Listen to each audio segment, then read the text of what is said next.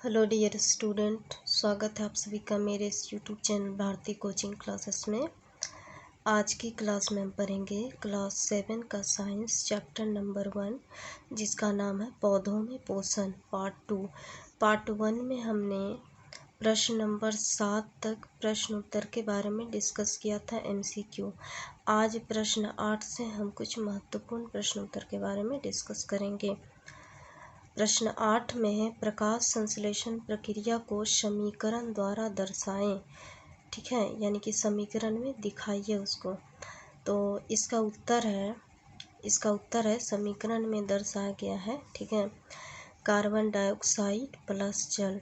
Carbon dioxide कहाँ से लिया गया है? वायु से।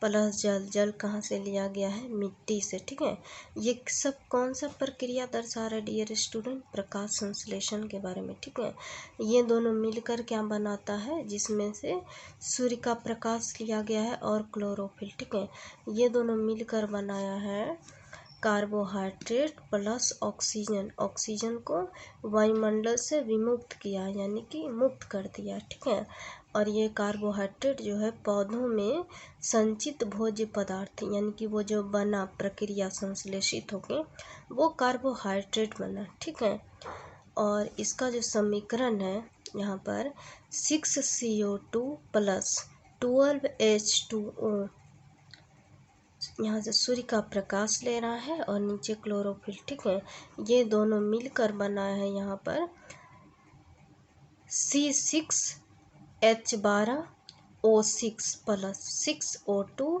Plus 6H2O।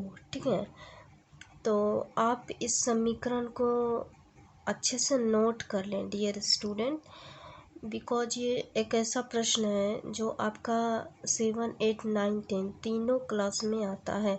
ये बहुत महत्वपूर्ण प्रश्न उत्तर है। ये डायरेक्ट समीकरण आपका ऑब्जेक्टिव में भी दे देगा और बोलेगा कौन सा समीकरण जो है सही है प्रकाश संश्लेषण की प्रक्रिया के लिए, उसको सही टिक लगाए। तो जब तक आपको याद नहीं होगा तो आप कैसे कीजिएगा, इसीलिए आप इसे याद कर लें। नेक्स्ट है प्राकृतिक विधि द्वारा मिट्टी में पोषक तत्व के पुनः पूर्ति का उल्लेख करें।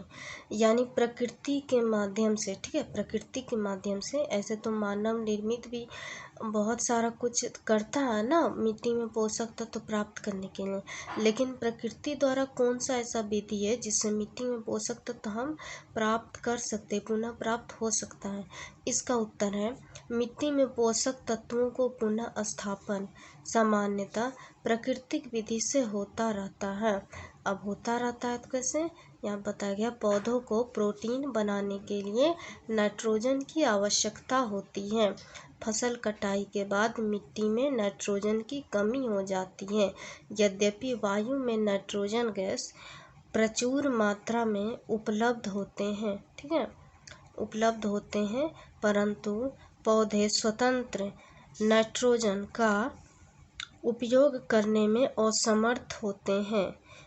पौधे नाइट्रोजन को विलेय रूप जल में घुलनशील नाइट्रोजन यौगिक के रूप में। ठीक है, ये विलेय रूप जो बोला गया है इसका अर्थ है जल में घुलनशील नाइट्रोजन यौगिक के रूप में।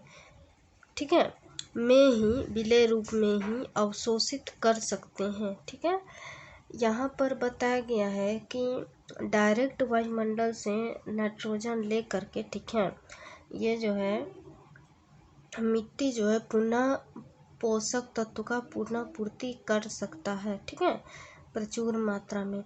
लेकिन कौन से रूप में उपयोग कर सकता है? विलेय रूप में, यानी कि जल में घुला हुआ यौगिक के रूप में। यहाँ पे फिर इसके नीचे दिया गया है पैराग्राफ चेंज करके, कुछ जीवाणु वायुमंडलीय नाइट्रोजन, ठीक है, वायुमंडलीय नाइट्रोजन का स्थिरीकरण करने में सहायक होते हैं। ये वायुमंडलीय नाइट्रोजन को विलेय पदार्थों के रूप में अवशोषित कर लेते हैं, जिसमें राइजोबियम एक ऐसा जीवाणु है। इसमें से कुछ ऑब्जेक्टिव प्रश्न उत्तर भी आ गया है। ठीक है, अगर आप ध्यान से देखें तो पहले में बोला गया कि प्राकृतिक विधि में पोषक तत्व कहाँ से प्राप्त करते, इसमें कौन सा मुख्य गैस है, ठीक है, तो आपको ये पूछ सकता है एग्जाम में, ठीक है। तो वहाँ पर आप नाइट्रोजन को सही टिक लगाइएगा। और नीचे दिया गया है कि वायुमंडल में कुछ मतलब कि नाइट्रोजन का जो है स्थिरीकरण करके यहाँ पे जो है पदार्थों में विलय यानी कि घुलनशील हो जाता है, मिल जाता है। तो कुछ ऐसा जीवाणु है जिसमें सहायक होता है ये कार्य को पूर्ण करने में। तो राइजोबियम नामक जीवाणु आपको एग्जाम में पूछ सकता है कि वायुमंडल में नाइट्रोजन स्थिरीकरण में सहायक होने वाले जीवाणु का नाम बताइए। तो आप वहाँ पर राइजोबियम को सही टिक लगाइएगा। तो ये बहुत ही महत्वपूर्ण प्रश्न उत्तर है, आप इसे बारीकी से देखकर इसे अपने कॉपी में नोट कर लें। जो ये एक ऐसा प्रश्न है जो 7, 8, 9 ठीक है 10 तक ये आपको हेल्प करेगा अगर आप इसे अभी से अच्छे से समझ गए तो, ठीक है। नेक्स्ट है प्रश्न नंबर 10, ठीक है। प्रश्न नंबर 10 में है, किसान अपने खेतों में रासायनिक उर्वरक क्यों मिलाते हैं? इसका उत्तर है, रासायनिक उर्वरक से मिट्टी की खोई हुई पोषक तत्व खेतों को पुनः मिल जाती है। यानी कि अगर पहले से पोषक तत्व था मिट्टी में, ठीक है, खेतों के मिट्टी में, लेकिन अगर वो खराब हो गया है किसी समस्या की वजह से, किसी वजह से, ठीक है, तो उसमें उर्वरक मिला करके, रासायनिक उर्वरक मिला करके, ठीक है, उससे हम क्या कर सकते हैं, पोषक तत्व को प्राप्त कर सकते हैं जिससे कि अनाज उपजाने में सहायक हो, ठीक है।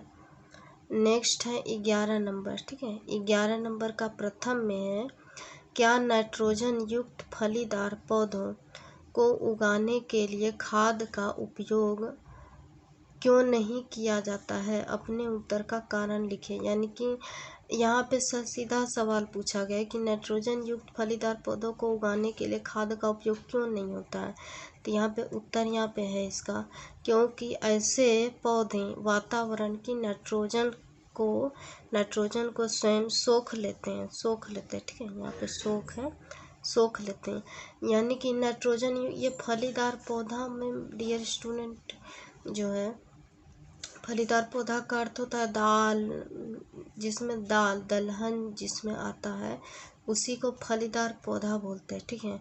तो ये सब एक ऐसा पौधा होता है जो वायुमंडल से, वातावरण से नाइट्रोजन को स्वतः ही सोख लेता है, इसीलिए उसमें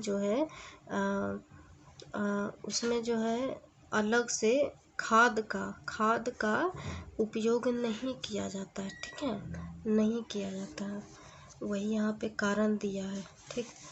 नेक्स्ट है 2 नंबर में 11 का दूसरा नंबर में, हम रसोई घर में अपना भोजन स्वयं बनाते हैं, इसका अर्थ हुआ मनुष्य भी स्वपोषी है। क्या आप सहमत है? कारण दीजिए।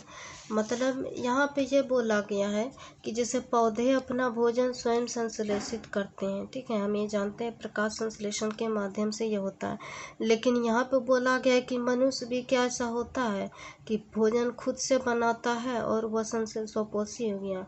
तो ऐसा नहीं है, हम लोग भोजन बनाते नहीं हैं, हम लोग पकाते हैं। बनाता कौन है? पौधा। और हम लोग पौधों के द्वारा अनाज को प्राप्त करते हैं और हम पका कर खाते हैं, है ना।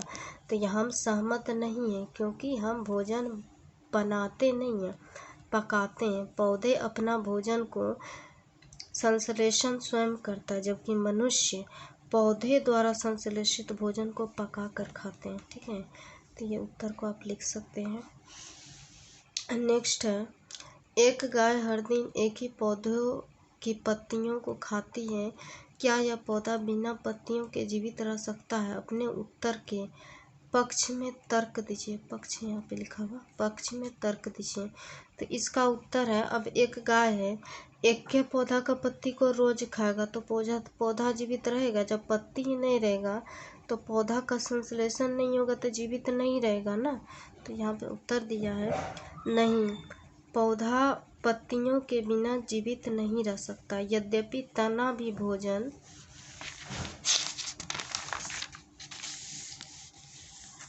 बना सकता है, तथापि इतने कम भोजन में पौधा जीवित नहीं रह सकता है, ठीक है। इसलिए पत्तियाँ जो है, पत्तियाँ पौधों की भोजन फैक्ट्री होती हैं, उनके नहीं रहने पे पौधा मर जाएगा।